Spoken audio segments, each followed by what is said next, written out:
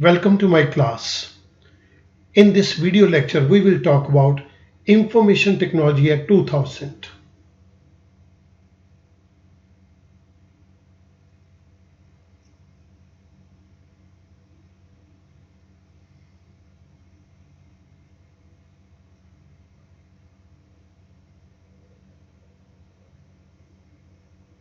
Information technology act 2000 को 21 video lectures के अंदर डिवाइड किया गया है।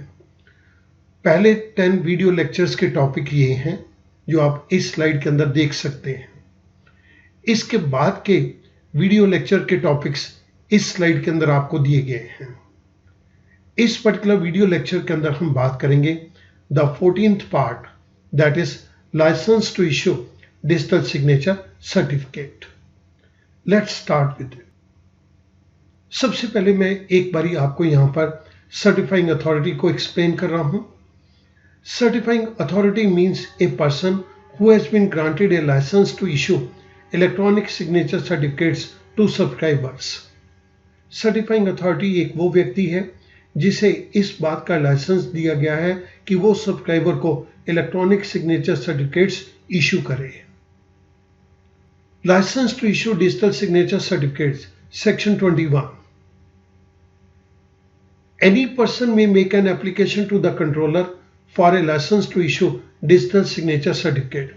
कोई भी व्यक्ति कंट्रोलर को इस बात के लिए अप्लाई कर सकता है कि मुझे डिजिटल सिग्नेचर सर्टिफिकेट को इशू करने के लिए लाइसेंस दिया जाए, अगर वो कुछ रिक्वायरमेंट्स को फुलफिल करता है।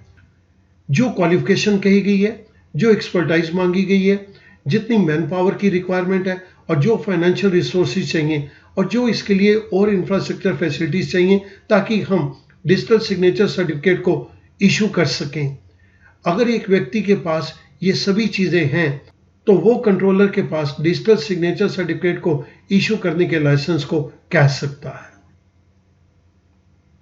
A license granted under Section 21, it shall be valid for such period as may be prescribed by the central government. ये उतने समय के लिए वैलिड होगा जो समय सेंट्रल गवर्नमेंट ने कहा है। ये लाइसेंस किसी को ट्रांसफरेबल भी नहीं है और ये इनहेरिट भी नहीं किया जा सकता। स्टूडेंट, मैं ये हेरिटेबल का मतलब क्लियर कर देता हूं। कंट्रोलर ने ये लाइसेंस मिस्टर ए को दिया, मिस्टर ए की डेथ हो गई तो ये मिस्टर ए की डेथ हो जाने के बाद मिस्टर ए के बेटे को ये लाइसेंस ऑटोमेटिकली नहीं चला जाएगा बल्कि ये कैंसिल हो जाएगा। A license granted under Section 21 shall be subject to such terms and conditions as may be specified by the regulation. इस लाइसेंस को इशू करने के लिए जो टर्म्स और कंडीशन रखी गई हैं, ये उन्हीं टर्म्स और कंडीशन के ऊपर लाइसेंस दिया जाएगा। जिन बातों को हमने यहां पर किया है, मैं थोड़ा सा इनको सिंप्लीफाई कर रहा हूं। Validity period of licence. A license shall be valid for a period of 5 years from the date of its issue. आज की डेट के अंदर सेंट्रल गवर्नमेंट ने परमिट किया हुआ है कि एक बार ये लाइसेंस इशू कर दिया गया तो ये 5 साल के लिए वैलिड होगा। And the licence shall be non transferable, और ये लाइसेंस किसी और को ट्रांसफर नहीं होगा। जिस व्यक्ति के नाम पे इशू किया गया ये वही व्यक्ति इसको यूज कर सकता है, उसको ये आगे किसी और को ट्रांसफर नहीं कर सकता। और सेकंड पॉइंट तो अभी हमने डिस्कस कर दिया कि ये नॉन हेरिटेबल है। Application for licence, section 22। Every application for issue of a licence shall be in such form as may be prescribe by the central government. Central government ने digital signature certificate के licence को issue करने के लिए जो application prescribe करी है उसी एप्लीकेशन को ही यूज किया जाएगा। The application for the issue of license shall be accompanied by, एक वो व्यक्ति जो लाइसेंस को प्राप्त करने के लिए अप्लाई कर रहा है वो इसके साथ साथ जो स्टेटमेंट दी गई है जिसके जरिए हम उस एप्लीकेंट को आइडेंटिफाई करेंगे वो स्टेटमेंट भी प्रोवाइड करेगा। Second point, payment of such fees not exceeding ₹25,000। इस एप्लीकेशन के साथ उतने अमाउंट की फीस दी जाएगी जो सेंट्रल गवर्नमेंट डिटरमिन करेगी, लेकिन ये अमाउंट 25,000 से ज्यादा का नहीं हो सकता। Such other documents as may be prescribe by the central government. Central government अगर इसके अलावा भी कुछ डॉक्यूमेंट्स कहेगी तो वो एप्लीकेशन के साथ उन डॉक्यूमेंट्स को भी लगाना पड़ेगा। इट मीन्स जब कोई व्यक्ति लाइसेंस के लिए अप्लाई करता है तो उसको ये 3 चीजें देखनी है।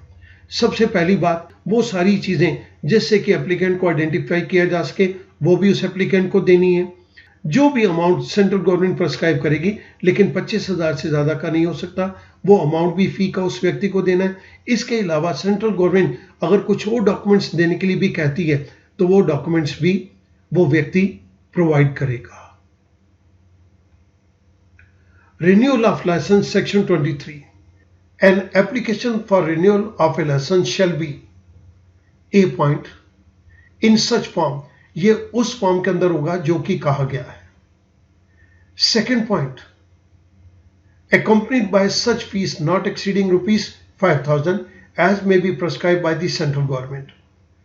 रिन्यूअल की एप्लीकेशन के साथ उतनी फीस दी जाएगी जो सेंट्रल गवर्नमेंट ने प्रेस्क्राइब की है, लेकिन ये 5,000 से ज्यादा की नहीं हो सकती। And shall be made not less than 45 days before the date of expiry of the period of validity of the licence. Certifying authority जिस दिन लाइसेंस एक्सपायर हो रहा है उससे कम 45 दिन पहले ये एप्लीकेशन रिन्यूअल की कंट्रोलर के पास भेज देगी। Procedure for grant or rejection of license, section 24. The controller may, on receipt of an application for license to issue digital signature certificates, after considering the documents accompanying the application as he deems fit, grant the license or reject the application. Controller के पास जब एक व्यक्ति ने application दी कि मुझे digital signature certificate को issue करने का लाइसेंस दिया जाए, उसने इसके साथ कुछ और डॉक्यूमेंट्स भी दिए। कंट्रोलर ने जब ये देखा कि ये सारी चीजें ठीक हैं तो कंट्रोलर उस केस के अंदर लाइसेंस को ग्रांट कर सकता है, और अगर कंट्रोलर को ये लगता है कि ये चीजें ठीक नहीं है तो कंट्रोलर उसकी एप्लीकेशन को रिजेक्ट कर सकता है। However, no application shall be rejected under section 24 unless the applicant has been given a reasonable opportunity of presenting his case. जिस व्यक्ति ने कंट्रोलर के पास डिजिटल सिग्नेचर सर्टिफिकेट को इश्यू करने के लाइसेंस के लिए अप्लाई किया है, उसकी एप्लीकेशन को रिजेक्ट नहीं किया जा सकता unless the applicant has been given a reasonable opportunity of presenting his case, जब तक उस एप्लीकेंट को अपना केस प्रेजेंट करने का मौका ना दिया जाए। अगर एप्लीकेशन के अंदर कोई कमी है तो कंट्रोलर बताएगा कि आपकी एप्लीकेशन के अंदर ये कमियां हैं, और पार्टी को इसके बाद एप्लीकेंट को अपनी बात कहने का मौका दिया जाएगा। अगर उसकी एप्लीकेशन के साथ अकम्पनिंग डॉक्यूमेंट्स के अंदर भी कोई कमी है तो एप्लीकेंट को एक बारी अपना केस प्रेजेंट करने का मौका कंट्रोलर के सामने दिया जाएगा। Revocation of recognition, section 25. The controller may, if he is satisfied that any certifying authority has contravened, violated any of the conditions and restrictions subject to which it was granted recognition, he may, for the reason to be recorded in writing by notification in the official gazette, revoke such recognition.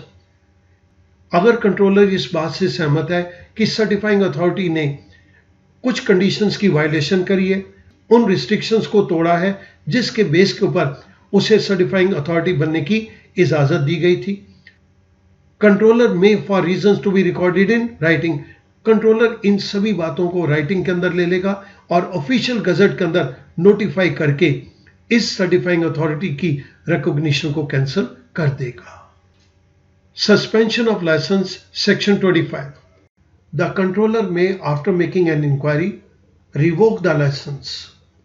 Controller inquiry करने के बाद certifying authority के licence को cancel कर सकता है।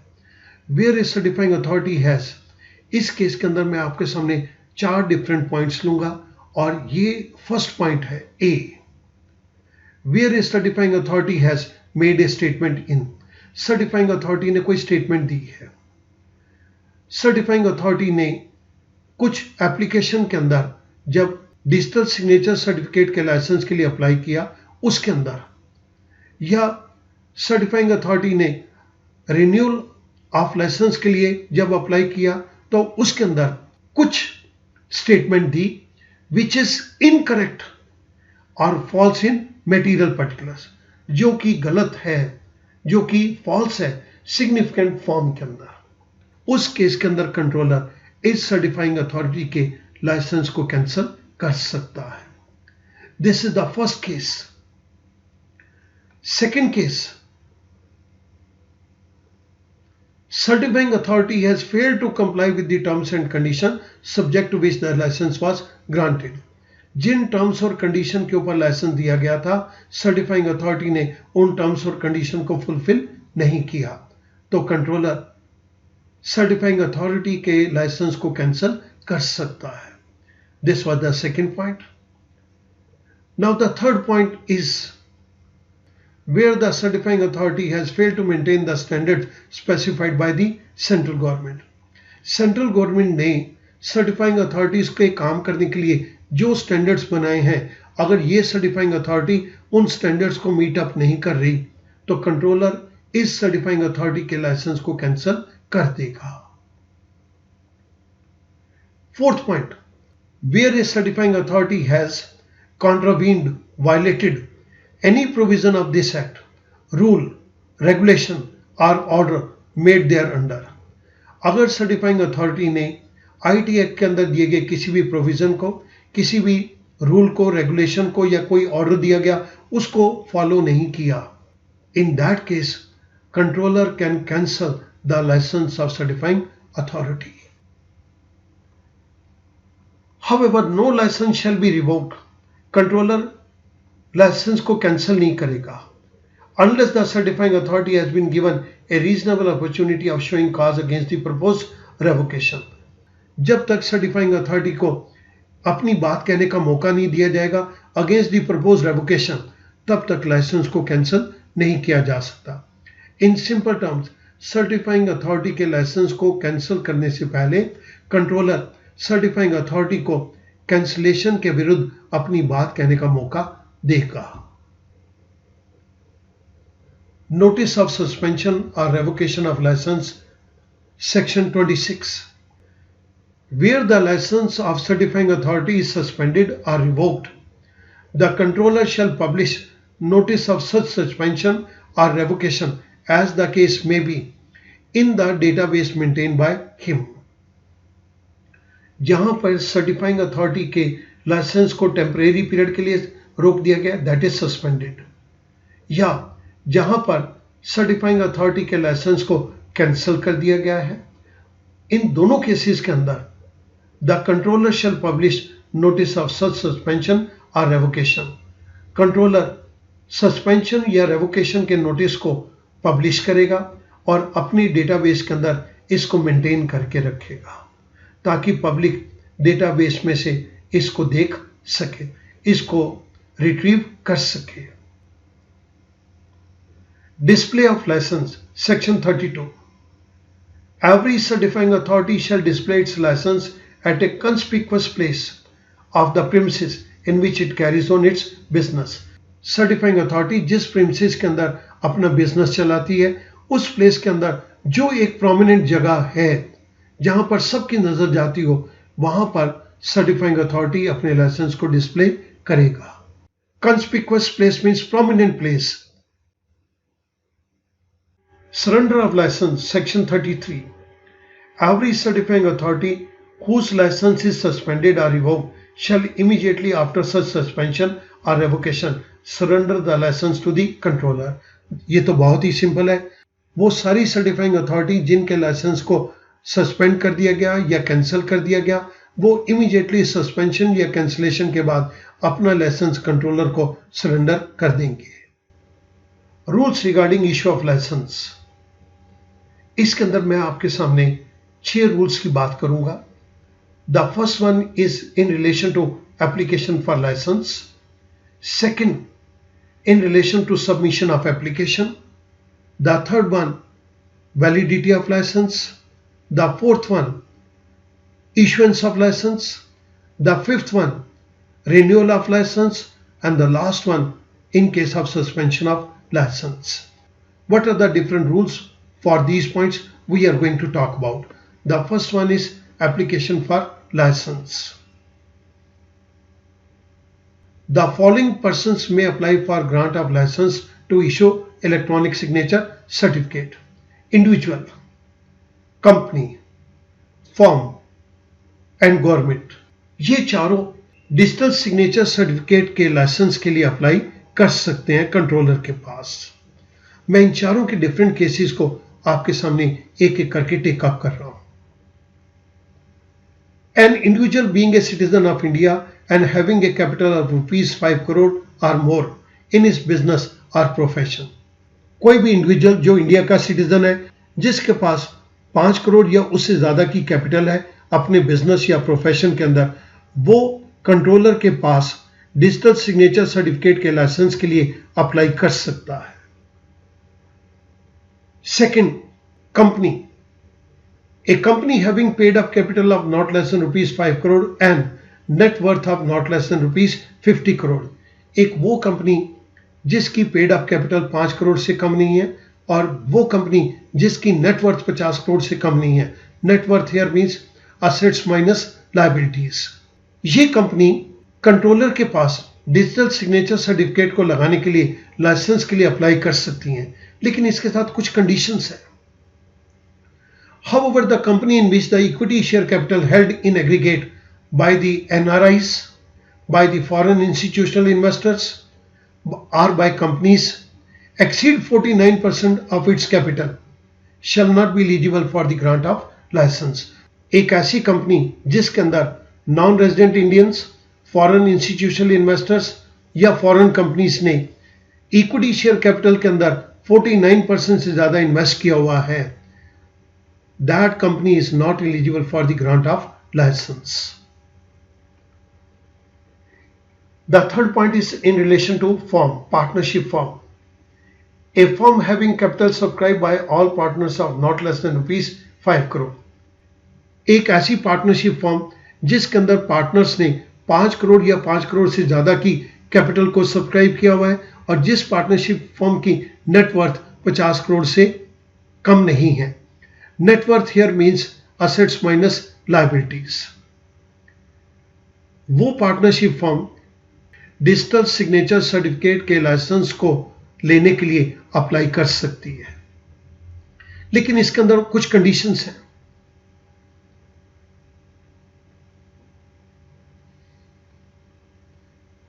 अगर इस पार्टनरशिप फर्म के अंदर एनआरआईज और फॉरेन नेशनल ने 49% से ज्यादा इस पार्टनरशिप फर्म की कैपिटल के अंदर इन्वेस्ट किया हुआ है, तो ये पार्टनरशिप फर्म भी एलिजिबल नहीं है for the grant of licence.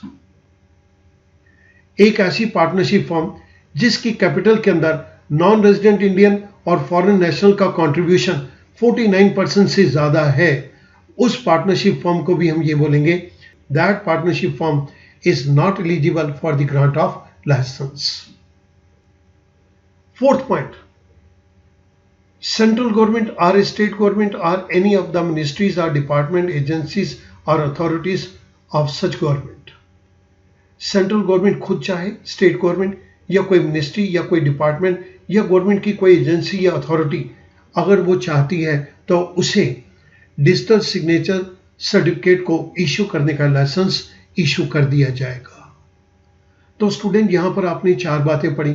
First was in relation to individual, second in relation to company, the third was in relation to partnership firm and the fourth is regarding government. Second point, rules regarding issue of licence के अंदर second point, submission of application, section 22 and rule 10। Every application for the issue of licence shall be in such form as may be prescribed by central government. Licence को issue करने के लिए जो application होगी वो उस तरह से होगी जो सेंट्रल गवर्नमेंट उसका फॉर्मेट प्रेस्क्राइब करेगी। And it shall be accompanied by a certification practice statement, a statement including the procedure with respect to identification of the applicant, a payment of non-refundable fee not exceeding ₹25,000, such other documents as may be prescribed by central government. जो भी व्यक्ति controller के पास digital signature certificate के licence को लेने के लिए apply कर रहा है, वो एप्लीकेशन उस प्रकार से होगी जो सेंट्रल गवर्नमेंट ने कहा है। उस एप्लीकेशन के साथ उस व्यक्ति को एक सर्टिफिकेशन प्रैक्टिस स्टेटमेंट देनी होगी, किस तरह से डिजिटल सिग्नेचर सर्टिफिकेट को इशू किया जाएगा, उनकी क्या प्रैक्टिसेस रहेंगी, इससे रिलेटेड एक सर्टिफिकेशन प्रैक्टिस स्टेटमेंट देंगे। सेकंड, किस तरह से एप्लीकेंट को आइडेंटिफाई किया जाएगा। एप्लीकेंट को आइडेंटिफाई करने के लिए जो चीजें कही गई हैं वो फुलफिल करनी होगी। इसी के साथ एक नॉन रिफंडेबल फी पे करनी है जो कि 25,000 से ज्यादा की नहीं हो सकती। And the last point is, कोई भी ऐसा डॉक्यूमेंट जो सेंट्रल गवर्नमेंट कहेगी उस व्यक्ति को अपनी एप्लीकेशन के साथ ये चारों चीजें लगा के देनी है। Validity of license, Rule 13. A license shall be valid for a period of 5 years from the date of its issue, and the license shall be non-transferable and non-heritable. एक लाइसेंस जब इशू कर दिया जाएगा कंट्रोलर के द्वारा certifying authority को, तो ये 5 साल के लिए वैलिड होगा और ये किसी भी हालात के अंदर ट्रांसफरेबल नहीं है, हेरिटेबल भी नहीं है। Fourth, issuance of licence. The controller can grant a license to any person to issue electronic signature certificate provided he applies and fulfills certain requirements with regard to qualifications and resources. Controller electronic signature certificate को issue करने के लिए किसी भी व्यक्ति को licence दे सकता है, प्रोवाइडेड वो व्यक्ति सारी रिक्वायरमेंट को फुलफिल करता है in relation to qualification and resources. Resources can be in the form of financial resources, hardware software resources and qualification in the form of knowledge, expertise of computers or network. Renewal of license, Section 23 and Rule 15. An application for renewal of license shall be in such form as prescribed by the central government. जब कोई certifying authority licence के renewal के लिए apply करेगी तो application form उस प्रकार का होगा जो सेंट्रल गवर्नमेंट बताएगी। जब रिन्यूअल के लिए एप्लीकेशन लगाई जा रही है तो इस केस के अंदर कुछ फी भी पे करनी है and that fee is not refundable and it will not exceed ₹5,000. And an application for renewal of licence shall be made not less than 45 days before the date of expiry of the period of validity of licence. कोई भी certifying authority जो renewal of licence के लिए apply कर रही है वो अपने एग्जिस्टिंग लाइसेंस के एक्सपायरी डेट के कम से कम 45 दिन पहले ही अप्लाई करेगी. Suspension of licence, section 25 and rule 14.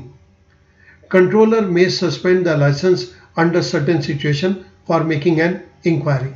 Controller किसी सर्टिफाइंग अथॉरिटी के लाइसेंस को कुछ समय के लिए सस्पेंड कर सकता है जब तक कि वो इंक्वायरी कर रहा हो. No certifying authority whose license has been suspended shall issue any electronic signature certificate during such suspension. Controller ने एक सर्टिफाइंग अथॉरिटी के लाइसेंस को सस्पेंड कर दिया फॉर द टाइम बिंग और उसके अगेंस्ट वो इंक्वायरी कर रहा है.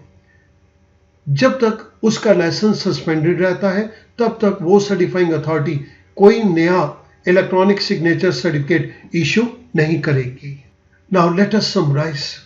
हमने इस वीडियो लेक्चर के अंदर बात करी provisions under IT act relating to licence for the issue of digital signature certificate. Second, हमने बात करी different rules relating to issue of licence. इसके अंदर हमने ये बतलाया 4 व्यक्ति लाइसेंस के लिए अप्लाई कर सकते हैं. First individual, second company, third partnership firm and the fourth is government. इन सभी से रिलेटेड कुछ अलग अलग रूल्स हमने इस पर्टिकुलर वीडियो लेक्चर के अंदर समझे. Student, I hope that this particular video lecture will be of good use to you and it will improve your knowledge and understanding. But you need to understand it very carefully. Thank you very much.